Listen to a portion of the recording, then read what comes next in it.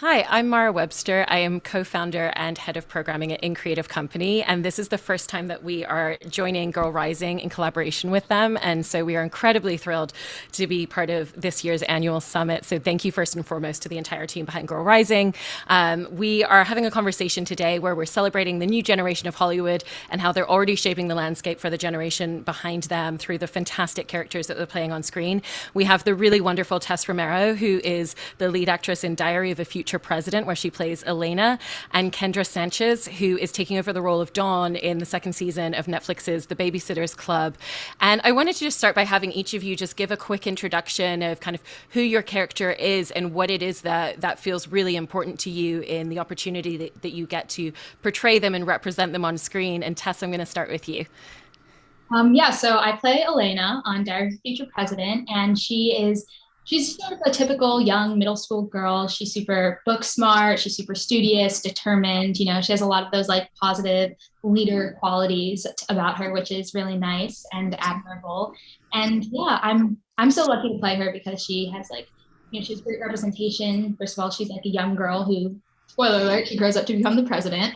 And she's also, a Latina girl, and that's really important to see on screen. So yeah, very lucky to play her. Love Elena. And Kendra? Yes. As for my character, I play Dawn Schaefer on season 2 of The Babysitter's Club. Dawn, she is super kind, she is an advocate, and she uses her voice to empower, which is really important.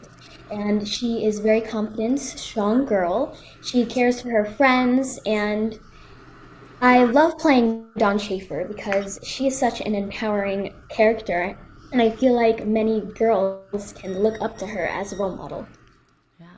And Tess, I know that when you took on this role, that I've heard you say about how there was kind of a moment where it hit you of what it meant to be playing your character and to be representing her on screen and what that meant to audiences who were getting to connect with the character of Elena. And so I wanted to ask you about what was that moment that you suddenly realized the connection the audiences were really having with her as a character, and what did that really mean to you once you did realize? Yeah, that moment would probably have come like after we finished filming everything, after the season came out. And in interviews and just like DMs or like, people contacting me being like, hey, like this was really inspiring. Like your performance was, it meant a lot to me, like as, a young girl of color or like whatever it is. And, people in interviews being like, oh, so what's it like representing a whole community? And I'm like, oh, shoot, I didn't think about that. But yeah, that was a really weird moment. I mean, I honestly felt like honored and so like happy and grateful that I was able to, do that for people, and that some people would feel more represented by seeing this character that I play. It was a little like, huh, like that didn't even, I mean, I obviously knew like this would be important because she's a young Latina girl, but seeing how much people really resonated with it and how much it really meant to some people, really, it was crazy. And then definitely going into season 2, I kept that in mind, and I don't know. Sometimes I think like before I film something, I'm like, oh, this might be awkward. Like this might be like an embarrassing thing to film. But then I'm like, no, I know some little girl, some little brown girl out there is gonna see that and is gonna like feel that in her heart and just be so happy that you got to see that happen on screen. So I'm down to do anything.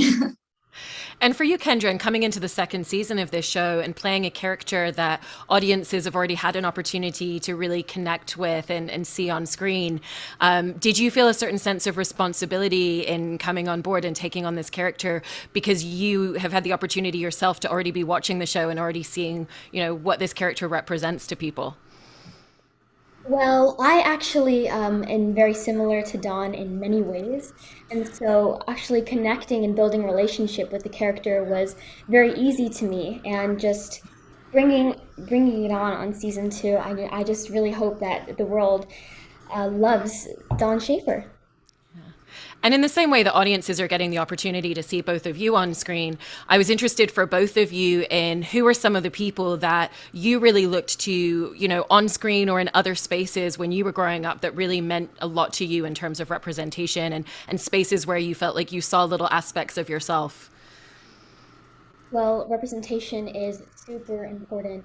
Actually, it's really saddening to say that I didn't really have too many people to look up to when I was younger who looked like me, but something that I can recall is my mom singing songs from Selena Quintanilla or Celia Cruz or even from Jennifer Lopez. And actually, that really inspired me. I looked more into each individual artist and I saw the passion.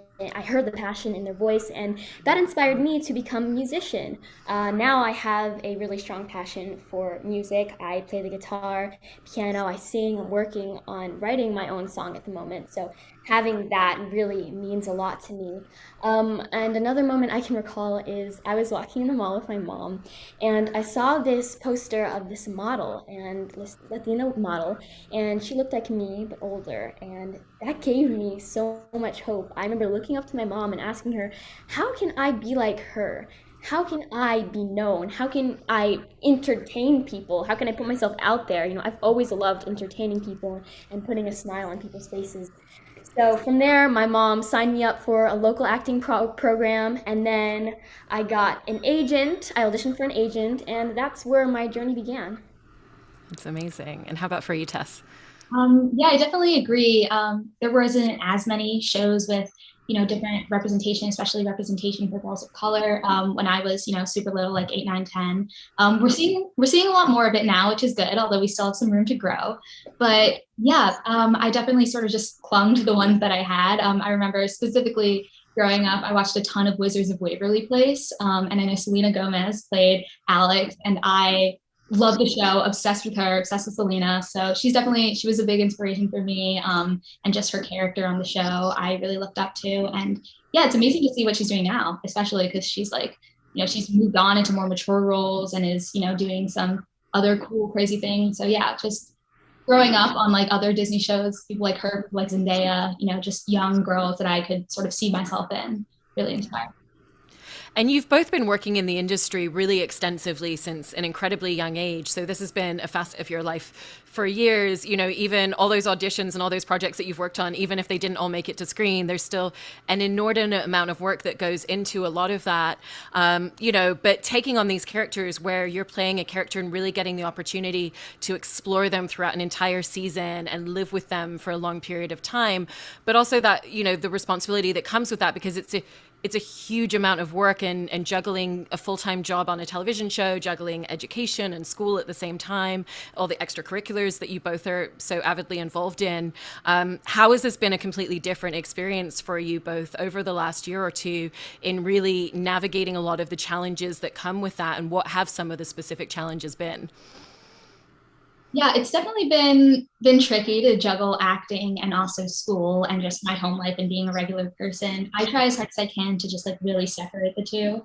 It's a little easier for me because I live in New York. So when I'm in LA, I'm in LA and I am like flown there. I'm in a different state. I'm like away from everyone. And then when I'm here, I try to just like stay focused on school and just like my life and my friends at home. So yeah, I try and keep them separate, but there is a lot of like conflicts and things that like come up, or like things that I can't do, or just like it can get weird and it can get really crazy. But I mean, I'm lucky that I'm even in this position to begin with. So, it's never really been a question of like, oh, like I hate this, like I have to act and do this. It's like, no, I get to act and I get to do all these crazy new things. And like not everybody has that privilege. So. And for me, the top 5 things, top couple things that I tried to stick with and follow. I always try to, time management, communication, and something that works for me personally is writing lists and writing everything that I have to do down. For me, education is first, so I have to constantly make sure that I'm getting my work done. Let's say I have an audition and I have to miss school audition for an early call. I would make sure to communicate with my teachers and let them know my situation. And I would, text a classmate and make sure to get the work done from that day. And just really staying on top of things while also having a balance between the normal things I do in my everyday life and the hobbies that I love and enjoy, such as sports. I am part of the varsity gymnastics team, and so I also have to make sure to have time for that because I also love doing that. And what I usually do is focus on my mental health on the weekends and spending time with friends and all of that. So it's creating a balance. You're so good. Like your time management skills, you seem so organized. I'm like jealous. I'm like taking notes because I have none of that. I really need to, I need to get on that. That's why my life has been so messy lately. Thank you so I much. feel like we all need you to manage our calendars for us now as well. And you also both get the opportunity to work with really incredible people within this creative industry as well. You know, Kyndra, you have a showrunner, Rachel Schuker on Babysitters Club, and Tess, you have Ilana Pena, as well as Gina Rodriguez being an executive producer on your show as well. And with people like that are working in such close collaboration with you, what are some of the challenges of your job that they've helped you to navigate, or things within the entertainment industry, or even just advice that they've given you along the way, whether it's them specifically or other people that have been really important figures to you both? Yeah, I'm very lucky to have people like Gina, Alana Pena, and Selene Slava, who plays my mother on the show, as sort of mentors for me. You know, they've taught me a lot about acting, about filmmaking in general, and just sort of navigating, just like working in the industry. So I'm really lucky. They've helped me with like a bunch of stuff. I know anytime I have a question about anything, I can just text one of them and they'll help me out. Or, you know, if I'm there, I'll ask them in person, and they're truly amazing people. And I have so many idols that I like see in my everyday life that I look up to, that like teach me, that mentor me. So I'm so lucky that if I ever have a problem or an issue, I know I have these strong, powerful, super inspiring women who have my back and will do whatever they can to help it work out. For me, I would say that yes, all of the girls on the Babysitters Club were super supportive. If I had a question, I could always ask them, and they would, have my back with that. And also, just having a supportive team in general, they always guide me in the right direction, and also having someone there to support you. For me, I have my family. My family has always been there for me. They've always been my number one supporter, and they've always pushed me to strive for the best and to always remember to be myself. And no matter what obstacles life throws at you, to always overcome them and don't let that stop you from following your dreams. And you're both in shows that really explore a lot of storylines about leadership and what does it really mean to be a leader in different ways in your friendships. And, Kyndra, there's a really great storyline that you get the opportunity to explore where your character gets the opportunity to kind of take over the Babysitters Club for a week. And she's the first person to be talking about, we should be doing this with charity. You know, she almost has a Bernie Sanders style taxation plan for the Babysitter Club dues coming on board as well. And so through the storylines that you've gotten to explore with your characters and working on the show, where there's such a space of collaboration with you and the rest of the cast because it's such an ensemble piece, what do you feel that you've really learned about leadership yourself from working on Babysitters Club? I would definitely say, as I mentioned earlier, me and Dawn are very similar in many ways. And so that definitely helped a lot. And I found lots of similarities. Also, I really admired many things about Dawn. And I really hope that I can take that on from her and, from representing that character. One of the things is that she was so supportive of her friends, and also she celebrated her friends' differences. That's why I love being a part of such an inclusive show, because the show, definitely has diversity and inclusion and kindness, and I think it's really great to be representing such an amazing character that wants to spread a good message. And Tess, obviously, like you said earlier, we know that your character goes on to become president in the future, but being president isn't a one-person job. It's an entire cabinet of people. There's so many other hands on deck that are involved in. Through your character, there's really great ways in which the story explores that idea as Elena's trying to figure out what does it mean to be a leader, even in high school, to your peers and your friends. And there's a moment where she throws a party to include everybody and then realizes that she's excluding someone else by doing so, even though the party they were going to throw didn't invite everybody, and little details like that. So similarly, what are some of the things that you feel you've really learned about the collaboration of leadership through getting to play this character on screen? Yeah, I mean, it's really interesting because obviously Elena grows up and becomes this, super amazing leader, which is really cool. But, in her younger years, we can sort of just see her learning what it means to be a leader, like you said, and just like learning how to lead and like follow your heart and do what you think is right, but also, be aware of the people around you. There's a few storylines where she's learning to become a better friend and just like a better person, a better family member, especially in season 2. So there's definitely a lot of that, which is really great. Just a lot of learning how to be a great leader and, being less selfish, and just being more giving. And she's always been a very strong, determined person. So for her, necessarily that part comes naturally. It's just, more about the community and learning how to, think about others and help others up within. Yeah. And then lastly, we have a couple of questions that were submitted by fellows within Girl Rising. So we have one for each of you, and I just wanted to wrap up by jumping to each of these.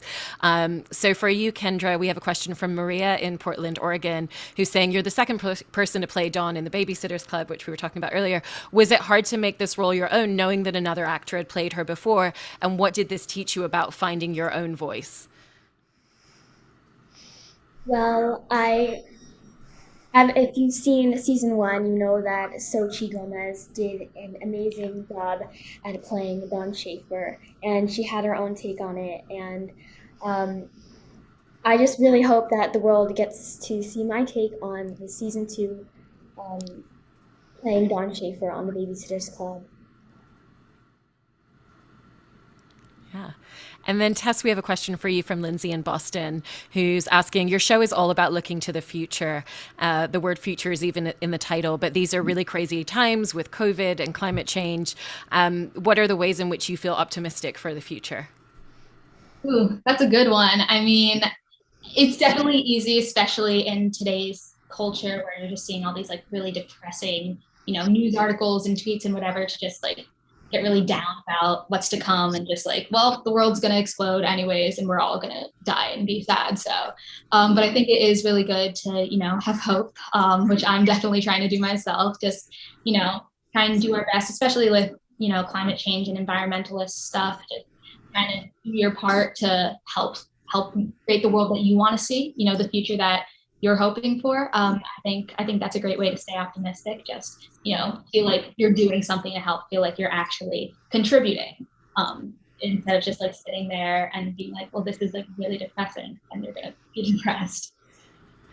Well, I'm so impressed, not just with the work that you are both doing on screen, but with everything that you speak to off camera as well, and everything that you're doing in the industry. And I think it's so fantastic that audiences have the opportunity to grow up with looking at the two of you representation, going back to what we were talking about earlier, where you both felt like you didn't necessarily always have people to look up to on screen. I think it's so fantastic that you are two of the role models helping to shape the next generation coming behind you, both in entertainment and in general audiences. And thank you so much for participating in today's talk for Girl Rising.